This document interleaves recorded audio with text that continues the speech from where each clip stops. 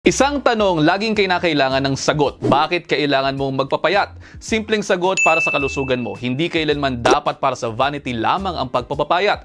Dapat ay isaisip natin na ito ay investment ninyo sa inyong mga kalusugan.